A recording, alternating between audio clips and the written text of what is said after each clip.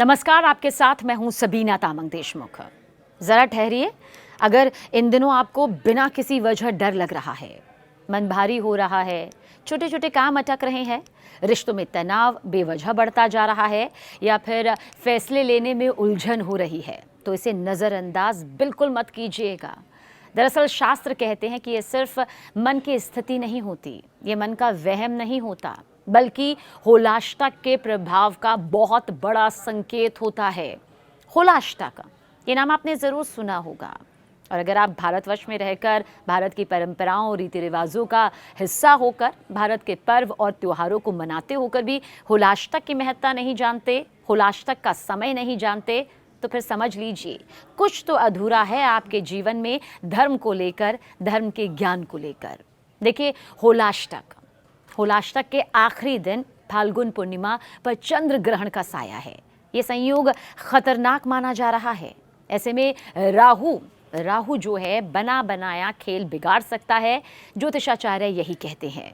इस साल होलाष्टक के आखिरी दिन फाल्गुन पूर्णिमा पर यानी होलिका दहन वाले दिन 3 मार्च 2026 मंगलवार को दोपहर 3:20 पर शुरू होगा और शाम 6:47 तक ये रहेगा। कुल मिलाकर 3 घंटे 27 मिनट तक ये ग्रहण रहेगा और ये भारत में भी दिखेगा। इसका सूतक काल ग्रहण से 9 घंटे पहले शुरू हो जाएगा। देखिए, फाल्गुन माह के शुक्ल पक्ष की अष्टमी तिथि से एक ऐसा रहस्यमय काल शुरू होता है जिसे हिंदू धर्म में अत्यंत नकारात्मक, डरावना और सावधानी वाला समय माना गया है। इस काल को होलाष्टक कहा जाता है। इस वर्ष होलाष्टक 24 फरवरी से शुरू होकर 3 मार्च यानी कि होलिका दहन के दिन समाप्त होगा। हर साल होली से ठीक जो हम आपको बता रहे हैं कि हर साल होली से ठीक 8 दिन पहले ये काल आरंभ होता है और इन 8 दिनों को शास्त्रों में साफ साफ चेतावनी के साथ बताया गया है। इस समय कोई भी शुभ कार्य नहीं किया जाता, या जो करता है तो वो शुभ कार्य अपनी मंजिल तक नहीं पहुंच पाता, ऐसा माना जाता है। ज्योतिषाचार्य, धर्म के जानकार, ज्योतिर्विद कहते हैं कि इस साल होलाष्टक को ज़्यादा संवेदनशील इसलिए माना जा रहा है क्योंकि इस बार अष्टमी तिथि पूरी तरह नहीं पड़ रही, बल्कि उसका क्षय यानी घट जाना हो रहा है। आपको और आसान भाषा में समझाते हैं। सरल शब्दों में कहें तो अष्टमी तिथि अपने पूरे समय तक नहीं रहेगी, बीच में ही खत्म हो जाएगी। मंगलवार के दिन सप्तमी तिथि सुबह 7:06 तक ही रहेगी।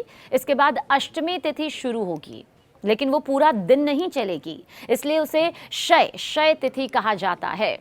शास्त्रों में माना जाता है कि जब किसी महत्वपूर्ण तिथि का क्षय होता है तो उस दौरान वातावरण अस्थिर और संवेदनशील हो जाता है। इसी वजह से इस साल होलाष्टक के समय शुभ कार्यों से बचने की सलाह दी जाती है। धैर्य, संयम और पूजा पाठ पर जोर दिया जाता है, यानी कि इस बार होलाष्टक में सावधानी और धार्मिक नियमों का पालन करना और भी ज्यादा जरूरी माना जा रहा है। धार्मिक मान्यता के अनुसार होलाष्टक के दौरान वातावरण में एक अदृश्य सी नकारात्मक ऊर्जा फैल जाती है। ऐसा माना जाता है कि इन 8 दिनों तक राक्षसी, तामसिक और अंधकारमय शक्तियां सक्रिय रहती हैं और यही वजह है कि इस समय व्यक्ति का मन अस्थिर रहता है, डर जल्दी लगता है, नींद खराब होती है और सोचने समझने की जो ताकत है, शक्ति है, वो कमज़ोर पड़ जाती है। शास्त्रों में कहा गया है कि इस दौरान किए गए शुभ काम भी शुभ फल नहीं दे पाते हैं, बल्कि कई बार नुकसान हो जाता है, अशांति हो जाती है और पछतावा भी। होलाष्टक का संबंध किससे है? आखिर वो कौन सी कथा है जिसके चलते इन 8 दिनों को इतना अशुभ, इतना दुखदाई, इतना प्रताड़ित करने वाला और इतना नकारात्मक माना गया है? ये भी कहा है कि होलाष्टक के वक्त में राक्षसी शक्तियां बहुत ज़्यादा प्रभावशाली हो जाती हैं। लेकिन सबसे बड़ी बात यह है कि इसका संबंध है। होलाष्टक का संबंध भक्त प्रहलाद और होलिका की कथा से जुड़ा है। जी हाँ, हम होलाष्टक का जिक्र तो कर रहे हैं, लेकिन अगर इसके संबंध, इसकी कथा का जिक्र ना करें तो होलाष्टक को समझना असंभव है। होलाष्टक का संबंध भक्त प्रहलाद और होलिका की कथा से जुड़ा है। मान्यता है कि इन्हीं दिनों प्रहलाद को सबसे ज्यादा यातनाएं दी गई थी, प्रताड़ित किया गया था। श्री हरि विष्णु की आराधना करने के लिए प्रहलाद ने वो सब कुछ सहा जिसको सह पाना किसी के भी बस में नहीं होता।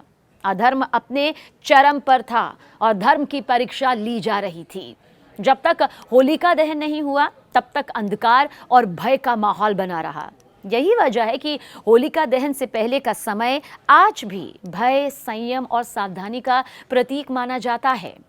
इसलिए शास्त्रों में स्पष्ट कहा गया है कि होलाष्टक के दौरान कोई भी मांगलिक कार्य पूरी तरह से वर्जित होता है, क्योंकि इन 8 दिनों में भक्त प्रहलाद को जिस तरह से प्रताड़ित किया गया उसे हमारे शास्त्रों में, हमारी धार्मिक कथाओं में, पौराणिक कथाओं में बहुत बारीकी से वर्णित किया गया है, जो बताता है कि ये 8 दिन भले ही राक्षसी शक्ति का रहा हो, लेकिन उसके बाद जीत धर्म की होती है, सत्य की होती है, भक्ति की होती है, आस्था की होती है।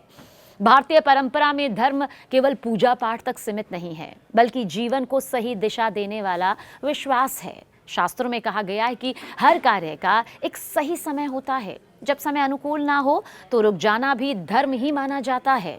इसी विश्वास के चलते इस अवधि में, यानी कि ये जो 8 दिन होलाष्टक के होते हैं, इसमें विवाह नहीं होते, सगाई नहीं होती, गृह प्रवेश नहीं होते, मकान निर्माण की शुरुआत नहीं होती, बहू या बेटी की विदाई भी नहीं होती। ऐसे बहुत से धार्मिक और बड़े फैसले हैं जो नहीं लिए जाते, और आप इसे ज्ञान या ज्ञान की श्रेणी में ना तोले, ये ज्योतिषाचार्य कहते हैं। क्योंकि ज्योतिषाचार्यों का मानना है कि हमारे यहाँ पर चाहे आर्थिक तौर पर कोई कितना भी कमज़ोर हो या फिर कोई कितना भी मजबूत क्यों ना हो, वो धर्म के साथ आगे बढ़ने में विश्वास रखता है। वो विश्वास और अंधविश्वास के इस बीच की लकीर को पार करते हुए उस फैसले पर बढ़ता है जहां पर सुख समृद्धि हो, शांति हो, यश, कीर्ति, मान, सम्मान हो, और उसके लिए ये 8 दिन होलाष्टक के बहुत सावधानी भरे कहे जाते हैं। बड़े फैसलों से दूरी रखने की सलाह इस दौरान दी जाती है। इतना ही नहीं, मुंडन संस्कार, नामकरण, उपनयन, विद्या आरंभ जैसे संस्कार भी तभी फलदायी होते हैं जब वो शुभ समय में किए जाएं। धर्म ये सिखाता है कि जल्दबाजी नहीं, धैर्य ही सच्ची श्रद्धा है। नई नौकरी अगर आपको ज्वाइन करनी है, नया व्यापार शुरू करना है, नया मकान खरीदना है, प्लॉट की खरीदारी करना चाहते हैं, नई गाड़ी खरीदना चाहते हैं, यहाँ तक कि सोना चांदी जैसी शुभ धातुओं की खरीद भी अगर आप सही समय पर ना करें ना, तो कहा जाता है कि ग्रह नक्षत्रों की चाल कुछ इस तरह से हो जाती है कि मन की शांति तक छिन जाती है। ज्योतिषाचार्य कहते हैं कि इन 8 दिनों में इन सब से बचना चाहिए। मान्यता है कि इस समय किया गया नया आरंभ आगे चलकर रुकावट, नुकसान और मानसिक पीड़ा की वजह भी बन सकता है। इसलिए धर्म पर विश्वास रखने वाला व्यक्ति परिस्थिति से लड़ने की बजाय ईश्वर के संकेत को समझता है और परिस्थितियों का सामना करता है।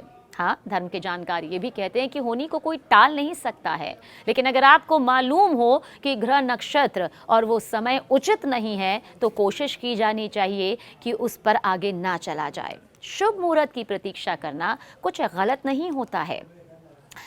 याद रखें, धर्म हमें डर नहीं सिखाता, बल्कि समझदारी, संयम, फैसले लेने की शक्ति देता है। जो व्यक्ति धर्म पर विश्वास रखता है वो जानता है रुकना भी कभी कभी सबसे बड़ा सही फैसला होता है।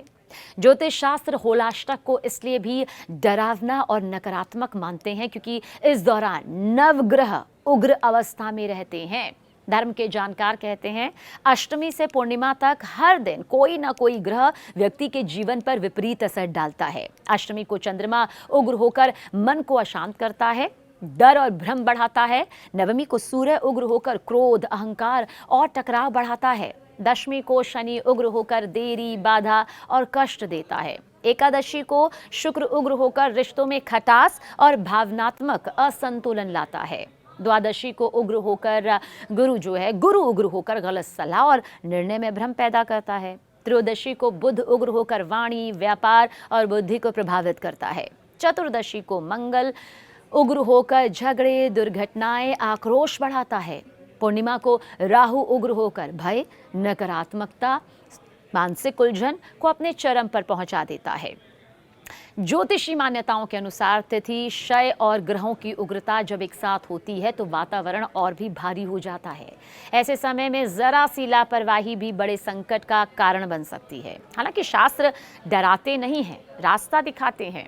होलाष्टक का समय शुभ कार्यों के लिए भले ही ना हो, लेकिन ये वक्त भक्ति के लिए है, तपस्या के लिए है, आत्मसंयम के लिए है, ईश्वरीय शक्ति पर विश्वास करने के लिए है, साधना के लिए है। इन 8 दिनों में कहा जाता है कि अपने इष्ट को याद किया जाना चाहिए। भगवान के नाम जाप की ताकत इन 8 दिनों में कई गुना बढ़ जाती है, जो हर नकारात्मकता का अंत कर देती है, हर राक्षसी शक्ति को पीछे दूर फेंक देती है। बिल्कुल ठीक वैसे ही जैसे इन 8 दिनों में प्रहलाद को प्रताड़ित किया गया, लेकिन भक्त प्रहलाद एक पल के लिए, एक क्षण के लिए भी प्रताड़ित नहीं हो पाए। उस ईश्वरीय शक्ति ने उनको सुरक्षा कवच प्रदान किया। कहा जाता है कि व्रत रखना, दान पुण्य करना, क्रोध पर काबू रखना, विवादों से दूर रहना विशेष फलदायी होता है। कहा यह भी जाता है कि होलाष्टक में की गई सच्ची भक्ति आने वाले समय की नकारात्मकता को पहले ही शांत कर देती है। और तांत्रिक दृष्टि से भी होलाष्टक का समय अत्यंत शक्तिशाली माना जाता है। ये काल साधना और सिद्धि के लिए उपयुक्त बताया गया है, लेकिन सिर्फ योग्य और अनुभवी साधकों के लिए। सामान्य व्यक्ति को इस दौरान किसी भी प्रकार के प्रयोग, जोखिम या अंधविश्वास से दूर रहने की सलाह दी जाती है। होलिका दहन के साथ ही ये भयकारी और रहस्यमय काल खत्म हो जाता है। होलिका की अग्नि में नकारात्मकता, भय, बाधा और दुर्भाग्य का दहन होता है। इसके बाद ही रंगों की होली, प्रेम, सौहार्द और खुशियों का उत्सव शुरू होता है। शास्त्रों का स्पष्ट संदेश है, होलाष्टक में संयम रखिए, सावधानी बरतिए और होलिका दहन के बाद ही किसी भी नए कार्य का आरंभ कीजिए, क्योंकि यही इस रहस्यमय और डरावने काल से सुरक्षित निकलने का सबसे बड़ा उपाय है। मान्यताओं के अनुसार होलाष्टक का संबंध राक्षसी शक्तियों से जुड़ा हुआ है। होलाष्टक के इन 8 दिनों तक नकारात्मक ऊर्जा बेहद सक्रिय रहती है। वहीं बात करें चंद्र ग्रहण की, तो हिंदू धर्म में ग्रहण को अशुभ माना जाता है। इसलिए कहा जाता है कि बहुत ध्यान से, बहुत सुरक्षित तरीके से कदम बढ़ाया जाना चाहिए।